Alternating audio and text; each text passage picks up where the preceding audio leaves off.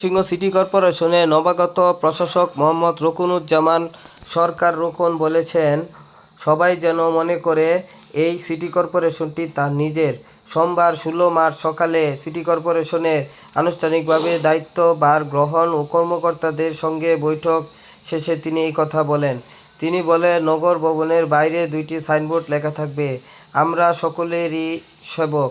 এখানে সেবা নিতে আসা কাউকে স্যার সম্বোধনের প্রয়োজন নেই, কারণ সিটি কর্পোরেশনের সবাই জনগণের সেবার জন্য কাজ করছেন। পরে সিটি কর্পোরেশনের শহীদ শাহাবুদ্দিন মিলনায়তনে আনুষ্ঠানিকভাবে দায়িত্ব বুঝিয়ে দেন বিদায়ী প্রশাসক ও বিভাগীয় কমিশনার ফারহা শাম্মী। অনুষ্ঠান সঞ্চালনা করেন সিটি কর্পোরেশনের ভারপ্রাপ্ত প্রধান নির্বাহী কর্মকর্তা সুমনা আল মজিদ। এরপর নিজ কার্যালয়ে বসে সাংবাদিকদের নবনিযুক্ত প্রশাসক মোহাম্মদ রুকনুজ্জামান রুকন বলেন, আমি প্রধানমন্ত্রীর কাছে কৃতজ্ঞতা প্রকাশ করছি। একজন রাজনৈতিক কর্মী হিসেবে ময়মনসিংহ সিটি কর্পোরেশনের মতো বৃহৎ প্রতিষ্ঠান পরিচালনার দায়িত্ব দিয়েছেন। আমি চেষ্টা করব প্রধানমন্ত্রী তারেক রহমান যে আস্থা আমার প্রতি রেখেছেন, যেটি যেন আমি সর্বাত্মকভাবে সবার সহযোগিতায় পালন করতে পারি। প্রশাসক মোহাম্মদ রুকনুজ্জামান রুকন বলেন, আমি 3টি জিনিসকে গুরুত্ব দিয়ে কাজ শুরু করছি। ঈদ সামনে রেখে আজকে থেকে প্রথম কাজ হলো যানজট নিরসন। আমার কিছু ভলান্টিয়ার ইতিমধ্যে রয়েছে, আজকে আরও কিছু ভলান্টিয়ার হবে। ভলান্টিয়ারদের চিফ হব আমি। আমার জন্য সেবক লেখা একটা জার্সি থাকবে। তিনি আরও বলেন, আমরা যারা নগরে থাকি এখানে চলাফেরা করার অযোগ্য হয়ে পড়ে গেছে।